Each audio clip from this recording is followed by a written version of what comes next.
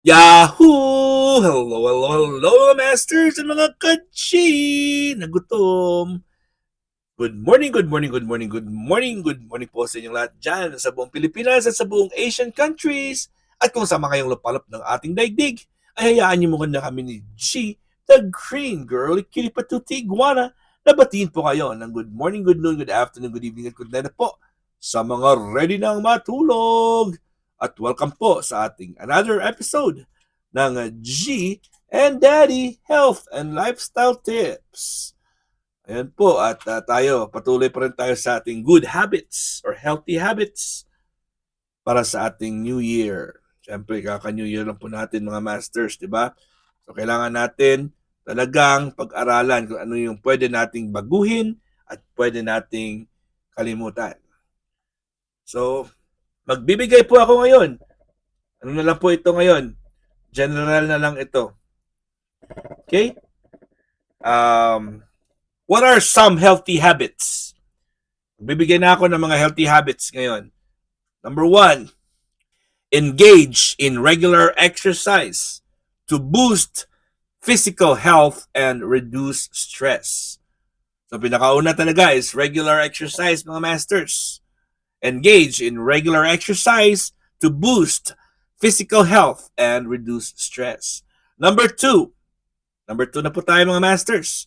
Consume a balanced diet rich in fruits, vegetables, whole grains, lean proteins, and healthy fats. Ayan po mga masters. Naalala niyo po yung ating My Healthy Eating Plate Guide? Yung apat. Yung apat po ha.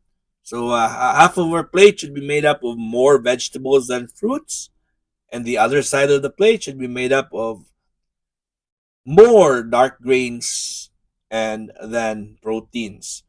So 30% vegetables, 20% fruits, that's the left side, and 30% darker grains and 20% lean proteins. Siyempre fats, dala na dyan yung fats dyan. Alright? Number three, ensure sufficient sleep to rejuvenate both the mind and the body.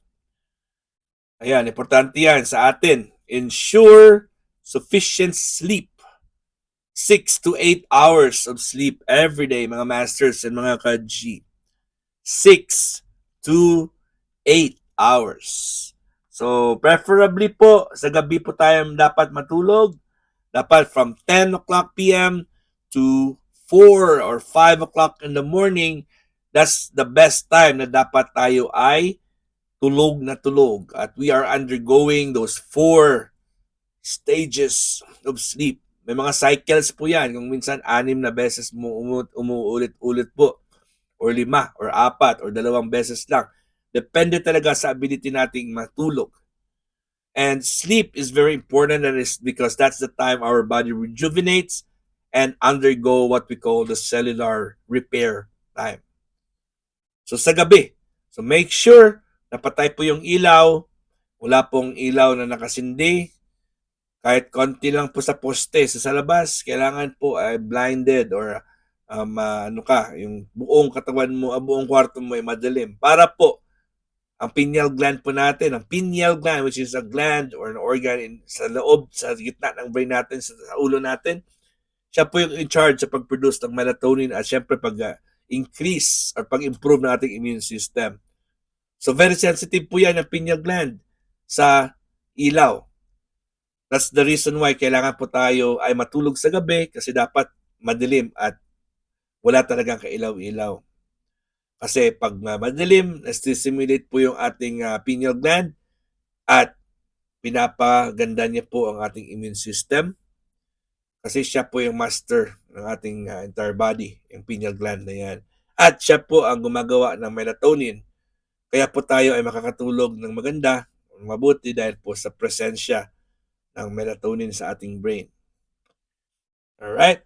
Number 4, stay hydrated to aid metabolism and maintain overall body function. So stay hydrated mga masters. We have to have at least 6 to 8 glasses of water or liquids every day, which is about 2 liters a day. 3 liters is probably the maximum.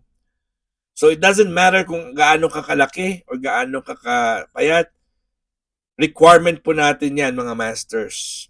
Bakit? Dahil 75 to 80% of our body is made up of water or liquids. Kailangan po natin ng liquids or water para po ang lahat ng mga organ sa katawan natin ay hindi tutuyo at mas dadaloy po yung sirkulasyon dahil po ang ating dugo ay may ingredient din po yan na water. Yung ating buong katawan po ay kailangan hindi po siya matuyuan. Yung ating mga buto-buto, yung ating mata, yung ating baga, ating kidneys, ating mga kasukasuan, mga tuhod, kamay, and brain, skin, liver, kidney, lahat po ng organs po natin, they need water to make sure that they work properly. Ayan, tandaan po natin yan.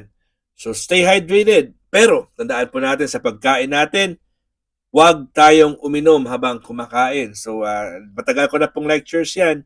Lecture. Remember, you have to give at least an hour interval between your foods and your liquids. So my suggestion is, this is not just my own, but this is what we teach in our clinic. We have an acupuncture clinic here in El Paso, Texas, and we've been doing that my dad has been doing that for 29 years, almost 30 years, at marami po akong lessons na nalalaman. Lessons, natural health, of course, yan ang focus natin. So yan ang pinaka-importante po mga masters na kailangan po natin intindihin kung paano po trumabaho ang katawan para alam natin kung paano po natin yan ayusin pag may problema. Alright, so we have to give at least an hour interval. So let's say, for example, pagkagising mo sa umaga, mga around 5 o'clock to 6 o'clock in the morning, yan ang the best time to wake up and, sa umaga, 5:15, 5:30. Okay, so anong gagawin mo? So you have to drink. Of course, drink a cup of water or a glass of water. Or if you're following my protocol about the apple cider vinegar with the mother and raw honey, that's the best time to take it in the morning. So pagkagising mo, gawa ka ng isang maligamgam na tasa ng tubig. Lagyan mo ng 2 kutsara ng apple cider vinegar with the mother. And lagyan mo ng 1 kutsara ng raw, organic, local na honey. Dapat po yung original at natural, hindi po yung mixklado na ng iba. May iba, may nalalagay na po sila ng mga chemicals. So pag meron kayong sources dyan, naggaling po sa inyong sariling lugar, yan po yung aking recommend. Kasi po, tandaan nyo yung mga bubuyog po yan dapat ang yung source ng gumagawa niyan. Kasi sila po yung nag-transfer from one place to another, nagpo-pollinate, at syempre sila din po yung gumagawa ng mga honey. So tandaan po natin mga masters na kung saang area ka nakatira, yan ang targetin mo na honey. Halimbawa, nasa Iloilo, sa Iloilo, hanap din ng makukunan na galing din po sa area ng Iloilo. Hindi po galing sa Manila, hindi po galing sa Mindanao, yung honey, kasi po iba ang surroundings. So, let's say for example, 'di ba, ang mga bubuyog ay nagta-transfer ng pollen from one plant or one flower to another. So yung mga pollens po, marami po sa atin yung allergic sa pollens. Marami po sa atin yung every time, kasi sa Pilipinas wala naman tayong fall and spring. Okay, so may mga lugar po, lalo na po sa mga dito sa US at sa ibang mga countries, na nag-change talaga ang weather at climate. Nahuhulog yung mga bulaklak, natutuyo, nahuhulog in preparation for winter, kasi lumalamig na. At pagkatapos ng winter po ay tumutubo na naman po sila, bumabalik po. That's why there's a lot of pollens flying invisibly sa surroundings natin. So pag ang iyong honey ay gawa po or ang source po ay galing po sa iyong sariling lugar at tinitake mo po yung pollens, yung honey mismo ay may mga pollens po yan na nanggaling po sa surroundings mo. So pag yan ang kinakain mo o tinitake mo, madidevelop yung immune system mo para po ay magiging mas matatag, mas maganda po yung iyong lungs Mas maganda po yung immune system dahil po ay mag-create ka po ng immune system na magko-combat ng mga allergens sa paligid natin, sa paligid mo mismo. Dahil po ay nabibigyan po ng mismong direct allergen kasi yung pollen na yan ay present po yan sa honey na kinakain mo. So nagde-develop ka rin po ng immunity. Yan po ang reason kung bakit po tayo maghahanap talaga ng honey na nanggaling mismo sa iyong sariling lugar. Pag wala, max, 'di ba? Wala, hindi naman tayo natin ma-avoid yan na wala talaga. Just make sure yung pinaka-natural honey na lang yung pipiliin nyo. Huwag po yung mga honey na peke, yung nalagyan na po ng kanilang mga esocals lang nilalagay na basta mag-research po kayo. Or one of these days, gagawin nating topic yan, how to make sure you get the real honey.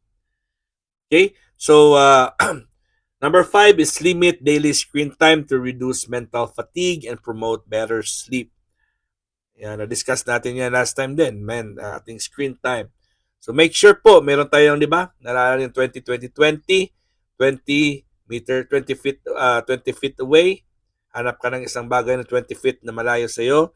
20 seconds mo titingnan. Di ba? Yan po. For 20 seconds ka magre-rest.